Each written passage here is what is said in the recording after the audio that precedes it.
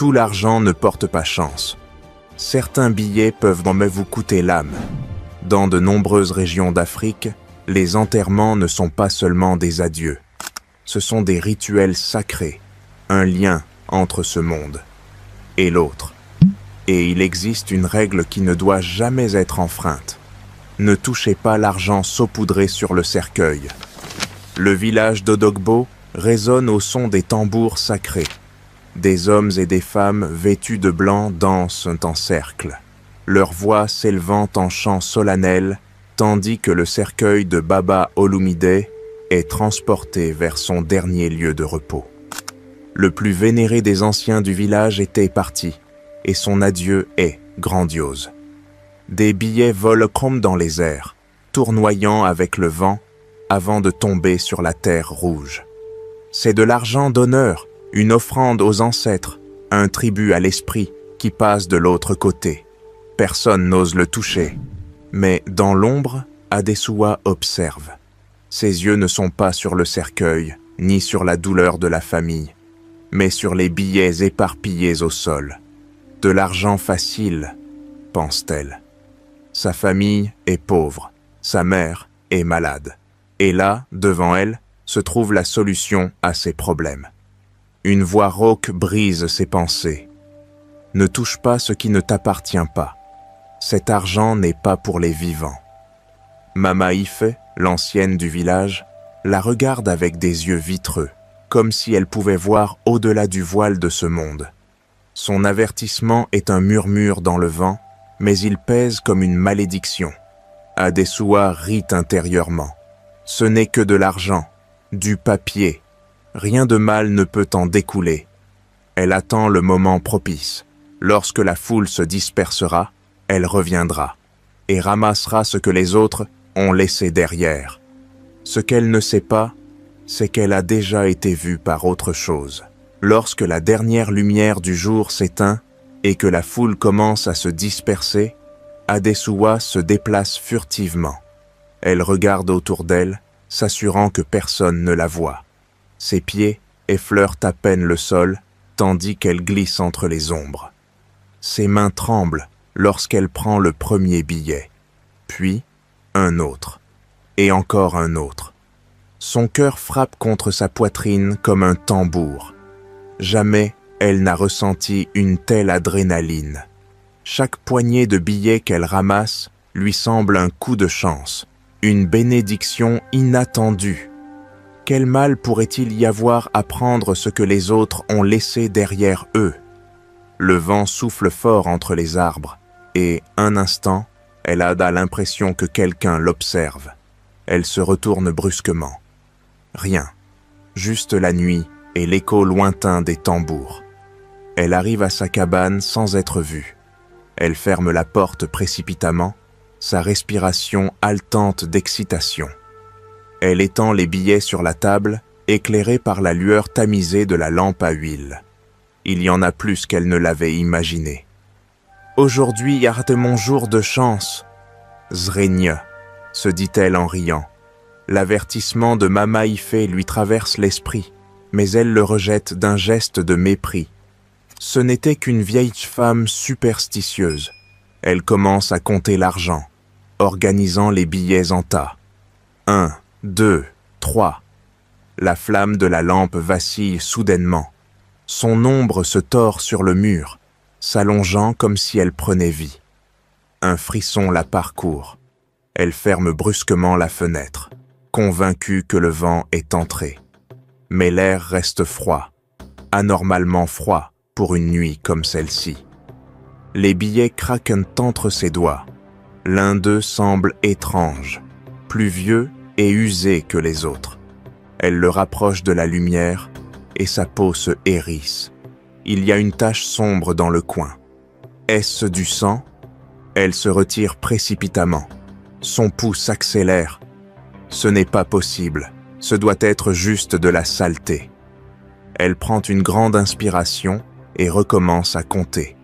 Mais en touchant à nouveau le billet, un frisson plus intense la secoue. Dehors, quelque chose craque entre les arbres. Un bruit léger mais inquiétant, comme si quelqu'un marchait pieds nus. Adesua avale sa salive. Elle se dit que c'est le vent, juste le vent. Mais la sensation d'être observée revient, plus forte qu'auparavant. Sa lampe clignote encore. La lumière faiblit. Et pendant un instant, la pièce devient complètement noire. Le silence est de mort. Un murmure, bas et traînant, brise la quiétude. Un murmure qui ne devrait pas être là. Adesua sent que l'air devient lourd, dense, comme si quelque chose d'invisible remplissait la pièce. Elle n'est pas seule. Et puis, un coup sec frappe à la porte. Avant de continuer, aime la vidéo si elle te plaît. Un deuxième coup à la porte, puis un autre. Sec, insistant. Adesua retient sa respiration. La nuit est profonde, et personne ne devrait être là. La sensation d'être observée est oppressante. Elle fait un pas vers la porte, mais son corps se fige lorsqu'elle entend un bruit encore plus inquiétant. Un rire bas, lent, traînant. Ses mains se ferment en poing. Ce n'est que le vent, se dit-elle, mais sa propre voix tremble. Elle prend une grande inspiration, compte jusqu'à 3 et ouvre brusquement la porte. Rien. Juste le vent nocturne qui fait bouger les feuilles et le village plongé dans le silence. Un frisson lui parcourt le dos, elle referme la porte et se force à dormir. Mais son sommeil est léger, agité, et à l'aube, une douleur aiguë à la tête la réveille. La journée passe, et Adesua décide de tester sa nouvelle fortune. Elle s'enveloppe dans ses plus beaux vêtements et se rend au marché, marchant avec assurance. Mais quelque chose ne va pas. Chaque commerçant qu'elle approche la regarde avec méfiance. Lorsqu'elle tente de payer avec les billets qu'elle a ramassés, les vendeurs s'éloignent comme si elle avait tendu du poison. « Emporte ça d'ici, Zrenia !» crie une vieille femme, reculant d'un pas. « Qu'est-ce qui se passe ?» demande Adesua, sentant que la colère remplace sa confusion. Le boucher la désigne du doigt avec une expression de terreur. Cet argent sent la mort. Un frisson la traverse. Personne ne veut toucher les billets, personne ne veut la toucher. Confuse et frustrée, elle rentre chez elle, les mains vides. Mais quelque chose d'autre la perturbe. Les ombres. Alors qu'elle marche sur les sentiers du village, elle a l'impression qu'elle s'allonge et bouge de manière étrange, comme si elle sautait l'observer, comme si elle te la suivait. Le vent souffle autour d'elle, murmurant quelque chose entre les branches des arbres. Adesua, elle s'arrête net, son cœur s'accélère. C'est le vent, se dit-elle. Mais son nom résonne dans l'air comme un murmure spectral. Elle accélère le pas, ne regarde pas en arrière. Cette nuit-là, la fatigue l'emporte. Elle ferme les yeux et tombe dans un sommeil profond. Mais elle ne repose pas. Un frisson l'envahit dans l'obscurité. Elle se retrouve dans un vaste espace sans ciel ni sol, juste un vide immense. Devant elle, une silhouette se matérialise. Baba Olumide. Sa peau est cendreuse, ses vêtements flottent comme s'il était suspendu dans l'eau. Ses yeux sont vides. Adesua tente de bouger, mais elle est paralysée. Le vieil homme la fixe en silence. Puis, d'une voix grave et creuse, il prononce les mots qui la font trembler jusqu'aux os. « Rends ce que tu as pris, ou viens avec moi. » Adesua hurle, mais le son se noie dans le néant. Adesua se réveille en sursaut, haletante. Sa peau est datée froide et couverte de sueur. Ses mains tremblent alors qu'elle s'agrippe à la couverture, essayant de se convaincre que ce n'était qu'un rêve. Juste un rêve. Mais quelque chose ne va pas. La pièce sent la terre humide, le bois pourri. Son estomac se tord lorsqu'elle remarque que le sol est couvert de boue sombre, comme si quelqu'un avait marché avec les pieds détrempés dans l'eau d'un cimetière. Puis, elle entend le murmure. Ce n'est pas le vent, ce ne sont pas les insectes nocturnes. C'est autre chose, quelque chose qui l'appelle dans une langue qu'elle ne comprend pas, mais que son âme reconnaît. Un langage ancien, oublié, qui hérisse chaque poil de son corps. La peur la dévore. En courant, elle prend les billets maudits et les jette loin du lit. Mais le bruit persiste, elle se serre les tempes, comme si elle pouvait étouffer les murmures dans sa tête. Un murmure se distingue des autres. Il est trop tard. L'air devient épais. Les ombres dans les coins de la pièce semblent s'allonger, bouger. Son reflet dans le miroir reste immobile, bien qu'elle tremble. Partage cette vidéo avec tes amis maintenant. Adesua pleure en lançant les billets par la fenêtre. Le vent les emporte, mais lorsqu'elle se retourne, son sang se glace. Là, sur sa table, ils sont à nouveau empilés comme si elle ne les avait jamais touchés. Un cri de rage et de peur se meurt dans sa gorge. Elle tente de les brûler, mais la lampe s'éteint dès qu'elle approche une allumette. Elle les enterre sous le sol de sa cabane, mais en levant les yeux, les billets tombent lentement du plafond comme des feuilles mortes. Alors, un coup sec à la porte la fait sursauter. Elle reste immobile, son souffle bloqué dans sa poitrine. La porte s'ouvre toute seule dans un grincement, et là, encadrée par l'obscurité, se tient Mama Ife. La vieille la fixe avec des yeux profonds, sans surprise ni pitié. « Je t'avais prévenu, fille, cet argent n'est pas pour les vivants. » Adesua tombe à genoux, tremblante. « Aidez-moi, s'il vous plaît, je ne sais pas quoi faire. » Mama Ife soupire et entre dans la cabane. D'un geste, elle lui fait signe de s'approcher. « Il n'y a qu'une seule façon de briser la malédiction. Tu dois rendre l'argent à l'endroit exact où tu l'as pris et demander pardon sur la tombe de Baba Olumide avant minuit. » Adesua sent que le monde se referme sur elle. Elle regarde l'horloge en bois sur le mur. Il est presque 11 heures. Un éclair frappe la nuit. La première goutte de pluie tombe sur son visage lorsqu'elle franchit le seuil de sa cabane, les billets serrés dans ses mains tremblantes. Le ciel se déchire dans un éclair. La pluie tombe avec fureur, tandis qu'Adesua court pieds nus sur les sentiers boueux, glissant et trébuchant. Chaque ombre dans les arbres semble bouger. Chaque branche craquante résonne comme un murmure qui l'appelle. Les billets dans son poing brûlent comme s'ils étaient vivants. Elle sent quelque chose d'invisible la suivre de près, son souffle froid dans sa nuque. Le cimetière apparaît devant elle, ses croix tordues émergeant dans la brume. Un vent glacé se lève, emportant feuilles, et terre dans des spirales frénétiques. Adesua parvient à peine à atteindre la tombe de Baba Olumide lorsque ses jambes cèdent. La boue lui recouvre les genoux tandis qu'elle étend l'argent sur la pierre tombale. « Je le rends !» crie-t-elle, la voix brisée. « Pardonnez-moi, s'il vous plaît !» La terre sous elle vibre. Un rugissement sourd s'élève du sol et la pluie devient plus intense. Les murmures se sont tus dans le vent. Maintenant, ce sont des voix nombreuses, furieuses, exigeant autre chose. Adesua sent des mains invisibles s'accrocher à ses chevilles. Un tiraillement sec la fait avancer de quelques centimètres vers la tombe. Avec un cri de panique, elle lutte, griffant la boue.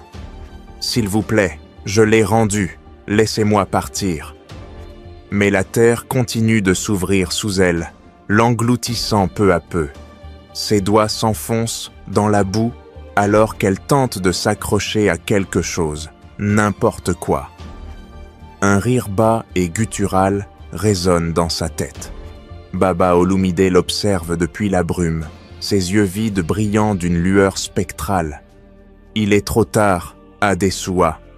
Et alors, avec un dernier cri étouffé, l'obscurité la consume.